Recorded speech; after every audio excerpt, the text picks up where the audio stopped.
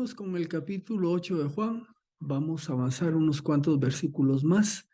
Y cuando uno mira este intercambio de Jesús con estos judíos, cómo tienen un corazón duro, uno a veces se pregunta cómo es posible que teniendo al mismo Hijo de Dios enfrente, no hayan creído en él.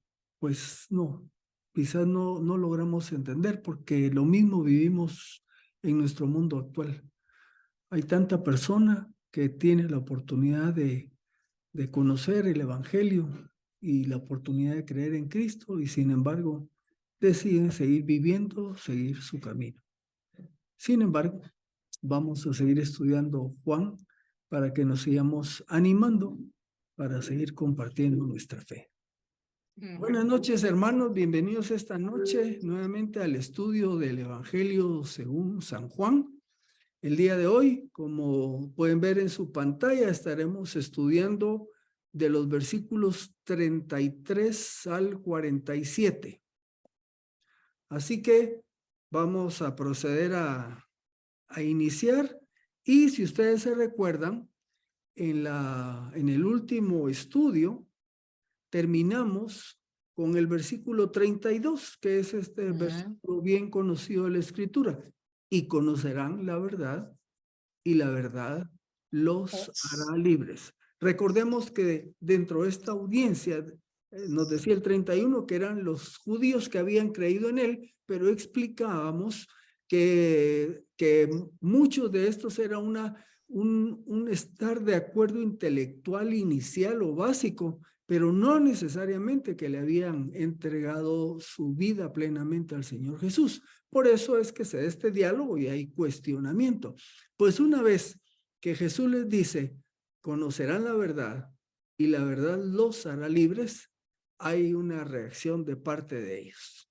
Y como vamos a ver esta reacción y esta serie de versículos, pidámosle al Señor su dirección para seguir estudiando su palabra.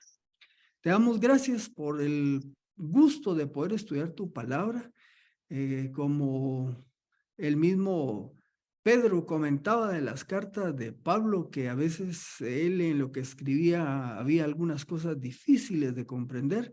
Pues sí, para nosotros buena parte de la Biblia cuando la leemos es un proceso de estar escarbando y encontrando y buscando, pero definitivamente necesitamos tu dirección y tu ayuda para adentrarnos en las profundidades de tus enseñanzas. Te damos gracias porque cuando leemos la Biblia te conocemos más, pero también vamos aprendiendo qué es lo que tú quieres para nuestra vida.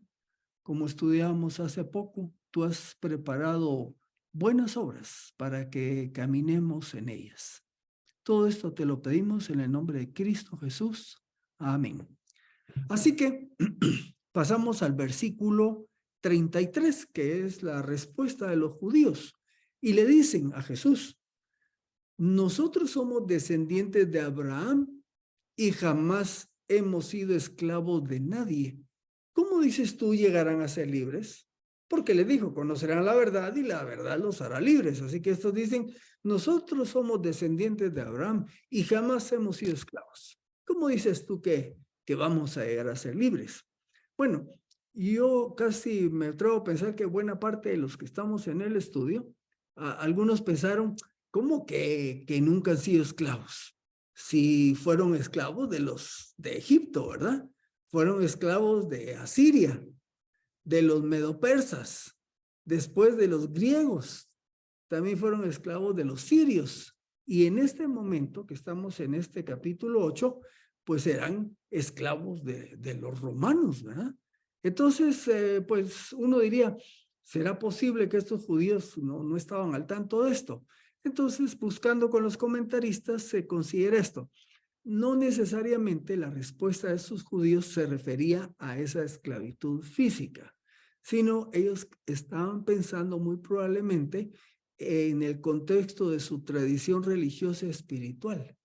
Ellos, como descendientes de Abraham, se sentían libres.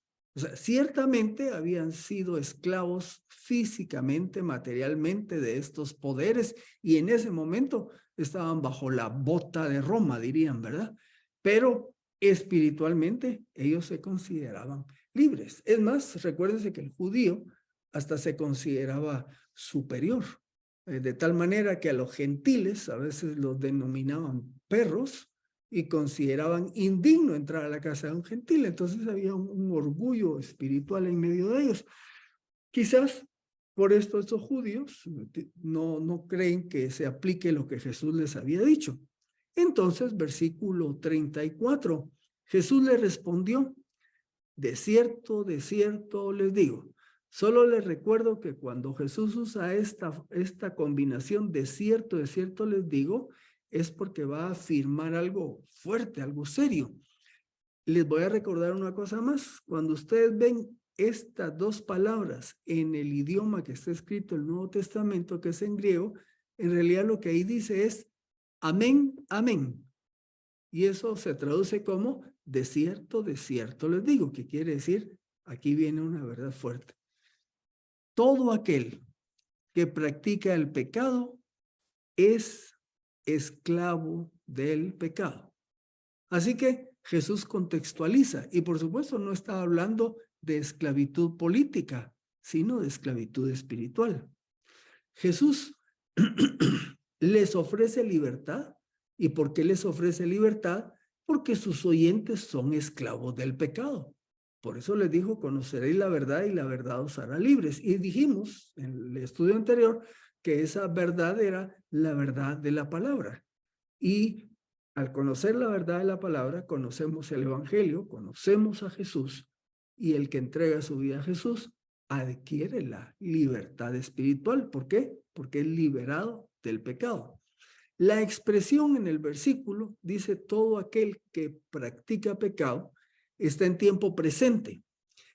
Por estar en tiempo presente, lo que indica es que no se refiere a que comete pecado ocasionalmente, sino se refiere a la persona que como modo de vida peca continuamente. Ese es su vivir normal. Así que en pocas palabras le está diciendo a sus oyentes: ustedes tienen una vida caracterizada por la práctica del pecado. Una nota de uno de los autores que consulto, el doctor Thomas Constable, él dice esto: las personas que continuamente cometen pecado llegan a ser esclavos del mismo. El pecado tiende a convertirse en hábito y es adictivo, como el peor narcótico. Esto era lo que vivían estos hombres y mujeres en aquel tiempo. Se recuerdan que hay en distintas oportunidades Jesús les hace llamadas serias de atención por la manera como vivían. Se creían espiritualmente muy grandes, pero tenían el Señor Jesús les decía: hagan, de lo que les enseñan los fariseos, háganle caso, pero no vivan como ellos viven. Recuérdense que una vez Jesús les dijo: ustedes tienen excusa para no ayudar a sus padres, porque les dicen que ese dinero con que podrían ayudarlos es para dedicarlo a las cosas de Dios, y Jesús les llamaba la atención por eso, dando prioridad a los padres. En pocas palabras, con esto que dice aquí Constable, cualquier persona que empieza a practicar el pecado de manera continua llega a volverse esclavo.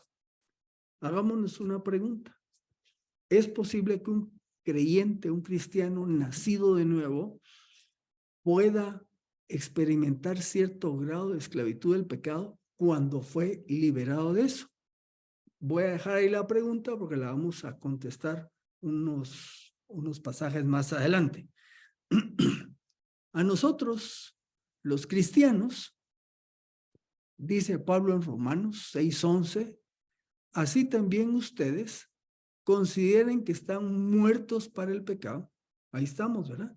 Como creyentes, muertos para el pecado, pero dice que están vivos para Dios en Cristo Jesús.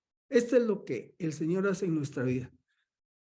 Nacemos de nuevo, y al nacer de nuevo morimos para el pecado, y habiendo nacido de nuevo, entonces estamos vivos para Dios.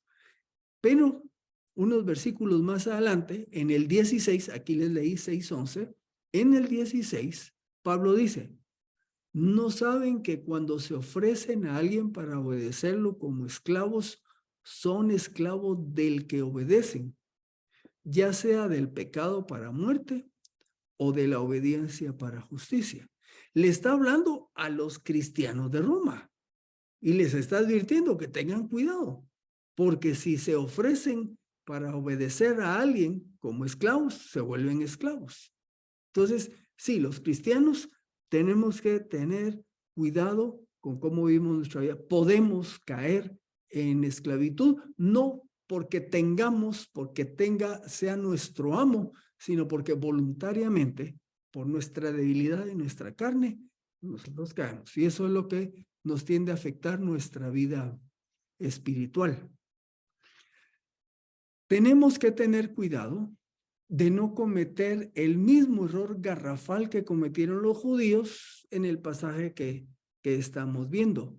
O sea, los judíos, estos se creían espiritualmente muy buenos, pero su vida práctica era una vida de pecado. Pablo nuevamente en el mismo capítulo 6 de Romanos, versículos 12 y 13, sigue enseñando. Por el contrario, dice, no reine, pues, el pecado en su cuerpo mortal, de modo que obedezcan a sus malos deseos. Si él está en esta epístola aconsejando algo que no hay que hacer, es porque existe la posibilidad de que se haga. Así que no reine pues el pecado en su cuerpo mortal, de modo que obedezcan a sus malos deseos, ni tampoco presenten sus miembros al pecado como instrumentos de injusticia. Más bien, preséntense a Dios como vivo de entre los muertos y sus miembros a Dios como instrumentos de justicia. Nosotros los creyentes tenemos que tener cuidado con esto. Una pareja de novios que empieza a tener un acercamiento ya muy íntimo, eventualmente pueden caer en pecado de fornicación y vuelven a repetirlo. Y aunque sepan y saben que está mal y que es pecado, vuelven a repetirlo y de pronto se vuelven esclavos de ese pecado. Una persona puede empezar a acostumbrar a hablar no bien de otros, un creyente o una creyente, y luego se junta con otro u otra creyente que tienen la misma tendencia y le empiezan a bajar el cuero a todos los demás hermanos y hermanas de la congregación y de pronto están ya en un proceso continuo de murmuración porque se vuelven esclavas de ese pecado. Y así podemos hablar de otras cosas. Entonces tenemos que tener cuidado nosotros mismos. Versículo 35. Jesús dice, el esclavo no permanece en la casa para siempre. El hijo sí queda para siempre. En pocas palabras les dice, ustedes se creen seguros, ya es que se consideran hijos, pero en realidad son esclavos.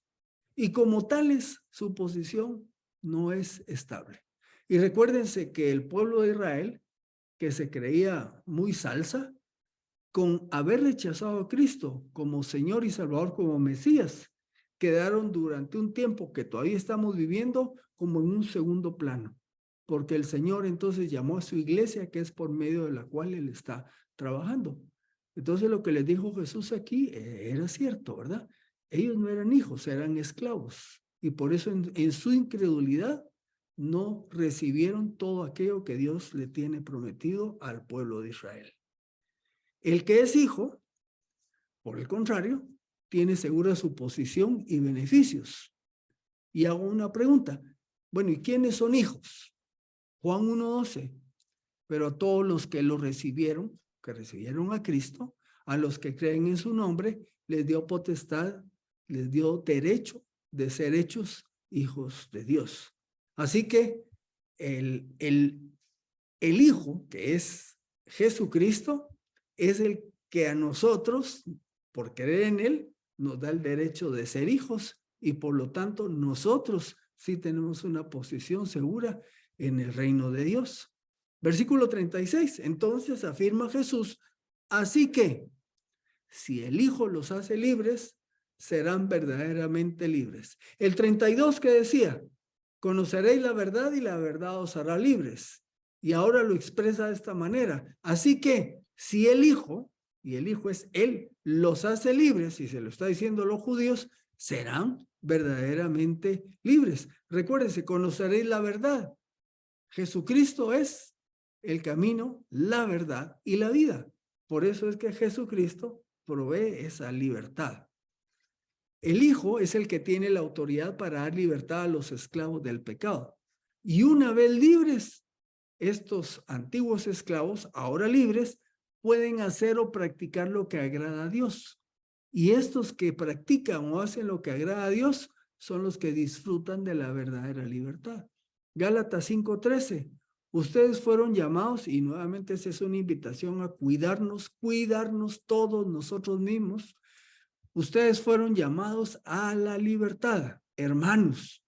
Solamente que no usen la libertad como pretexto para la carnalidad. Más bien sírvanse los unos a los otros por medio de amor.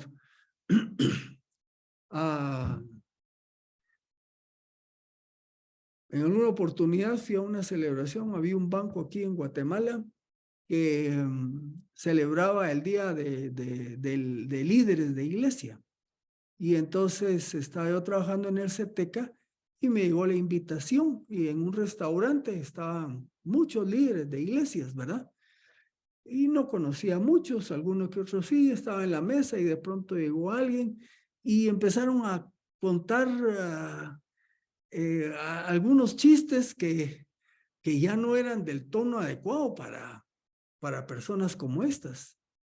Pero estuve viendo la situación y viendo, y me di cuenta que algunos de estos varones, esos chistes no los contarían en su congregación, ni con sus ovejas.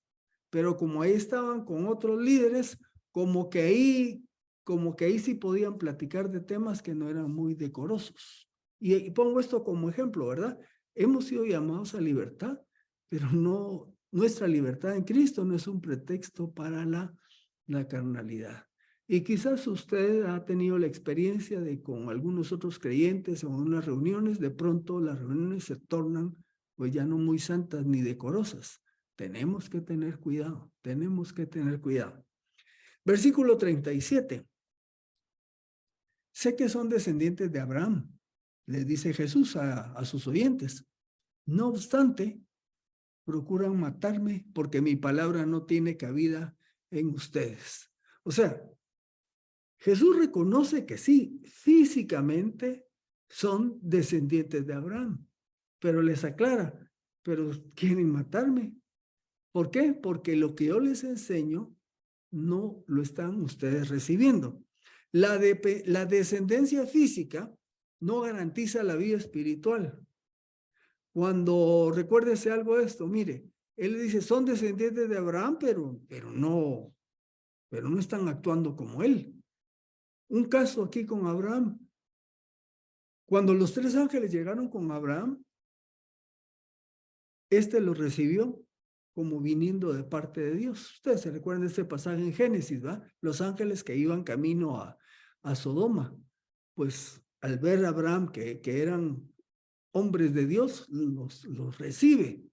Vea el contraste aquí.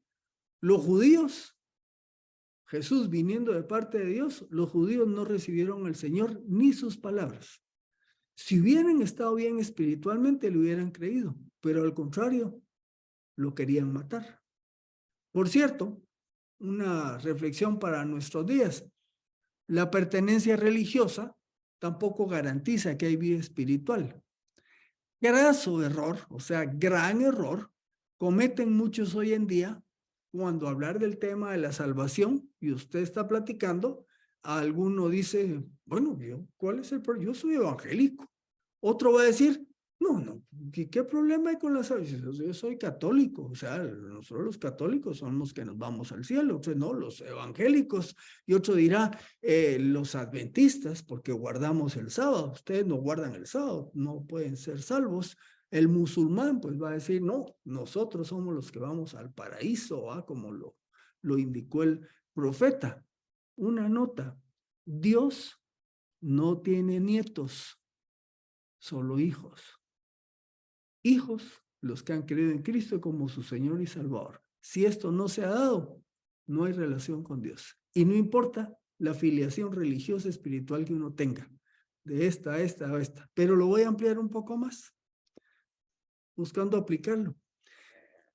La filiación eclesial, o sea, a qué iglesia local pertenezco, tampoco garantiza una genuina espiritualidad. Usted podría decir, yo sí estoy bien. ¿Por qué? Porque yo soy de Iglesia Centro Bíblico El Camino, donde se predica doctrina sana. Pero otro le va a decir, no, yo espiritualmente soy de los buenos. ¿Por qué? Yo soy de la frater, ¿verdad? Y entonces diré el otro, no, usted no es nada, ustedes, yo soy de casa de Dios. Y surge aquel, no, pero pues, yo soy del Shaddai. Nada. La filiación eclesiástica de iglesia no garantiza una genuina espiritualidad. Es nuestra relación dinámica con Jesucristo bajo la guía del Espíritu Santo lo que determina en realidad quiénes somos, ¿verdad? Así que no es porque usted sea de una iglesia que usted es más espiritual, sino es por cómo usted desarrolla su relación personal diariamente y a través del tiempo con el Señor Jesucristo, cómo nos dejamos guiar por el Espíritu Santo. Versículo 38. Yo hablo de lo que he visto estando con el Padre, y ustedes hacen lo que han oído de parte de su Padre. Y aquí empieza Jesús a dejarles ir ya una verdad que va a aclarar más adelante. Jesús no está hablando palabras de origen humano, sino de origen divino. Transmite las palabras del Padre con quien ha estado. Este es otro detalle interesante. Jesucristo ha estado con el Padre. Y además, su vida práctica, la vida práctica del Señor Jesús, respalda lo que enseña, lo que ha estado enseñando en su ministerio. Por el otro lado, la vida de los judíos no respaldan lo que dicen. Los judíos religiosamente se sabían el Antiguo Testamento y otro montón de tradiciones judías, pero su vida práctica no estaba a la altura. Jesús, al decirles a ellos que acerca de su padre a los judíos, por cierto, no se estaba refiriendo a Abraham. ¿A quién se estaba refiriendo? Lo vamos a ver más adelante. Respondieron estos judíos y le dijeron, nuestro padre es Abraham. Vuelven a repetirlo, ¿verdad? Jesús les dijo, bueno, puesto que son hijos de Abraham, hagan las obras de Abraham. Como podemos ver, una vez más, los judíos insisten en su descendencia abrahámica y Jesús los confronta. Bueno, ya que dicen que son hijos de Abraham, pues lo que esperamos es que su conducta refleje la conducta de Abraham. Y aquí les pongo un par de ejemplos dentro de varios que hay en el Antiguo Testamento de cómo era Abraham. ¿Se recuerdan en Génesis 12? Jesús le dice a Abraham, vete de tu tierra, de tu parentela y de la casa de tu padre. Versículo 1. Y en el versículo 4, ¿qué dice? Abraham se fue. O sea, Dios le dijo algo y ¿qué hizo Abraham? Le hizo caso. En Génesis 15:5, esto lo conocemos ampliamente. Abraham creyó al Señor y le fue contado por justicia. ¿Qué más quieren de Abraham? Cuando Dios le dijo, lleva a Isaac y me lo sacrificas. ¿Qué hizo Abraham? Le hizo caso. Se fue en camino para ello. O sea, Abraham fue un hombre, por eso, de fe. Entonces Jesús les está diciendo, son descendientes de Abraham, hagan las obras de Abraham, compórtense como él. Si de verdad eran descendientes de Abraham, deberían de haberle creído a Jesús. Pero ahora, les dice Jesús, procuran matarme a mí, un hombre que les ha hablado la verdad que oí de parte de Dios. Esto no lo hizo Abraham. ¿Qué es lo que no hizo Abraham? Ser incrédulo como lo están siendo los judíos. Pero lejos de tener una conducta digna de un descendiente de Abraham, un Abraham que oyó a Dios y le hizo caso, en cambio les dice Jesús, ustedes no me oyen, no hacen caso a mis palabras y lo que quieren es matarme. totalmente diferente de lo que hubiera hecho Abraham. Así que en el versículo 41 les dice, ustedes hacen las obras de su padre. Y recuérdense, todavía no está diciendo de qué padre se refiere, pero no está hablando de Abraham. Ustedes hacen las obras de su padre. Entonces ellos le dijeron, nosotros no hemos nacido de inmoralidad sexual. Tenemos un solo padre, Dios. Ajá. Jesús vuelve a insistir que su conducta corresponde a la de su padre, pero como dije, no se refiere a Abraham. Más adelante va a aclarar a qué padre se está refiriendo. Ahora vienen los judíos y están captando la insinuación del Señor respecto a qué padre se estará refiriendo. Entonces le responden, le replican, nosotros no hemos nacido de inmoralidad sexual. Se considera que de alguna manera los judíos tenían conocimiento de que José no era el padre biológico de Jesús, ¿verdad? Y entonces corría ahí el rumor obviamente, si no era su papá, había habido una falla moral en esa familia. Por eso ellos dicen, nosotros no hemos nacido de inmoralidad sexual. Y agregan, nuestro padre es Dios. Miren, hermanos, cuando compartimos el evangelio, van a haber personas que van a usar este tipo de argumento, van a pretender atacarnos para desvirtuar las verdades que le estamos compartiendo. Y sencillamente, si al mismo Señor Jesús lo atacaron de esta manera, que podría decir hasta es un golpe bajo, ¿verdad? Lo que ellos no sabían, sí es cierto, José no era el papá biológico de Jesús, sino que había sido engendrado por obra del Espíritu Santo. Él era divino, era el Hijo de Dios. Eso era lo que ellos no querían reconocer, pese a que Jesús se los había estado repitiendo. Versículo 42, 43. Entonces Jesús les dijo, miren, si Dios fuera el Padre de ustedes, me amarían, porque yo he salido y he venido de Dios. Yo no he venido por mí mismo, sino que Él, o sea, el Padre, me envió. ¿Por qué no comprenden lo que digo? ¿Por qué no pueden oír mi palabra? Jesús les está diciendo, miren, no. Ustedes no son hijos de Dios, porque si así fuera, me amarían. Les aclaro, yo he venido de parte de Él.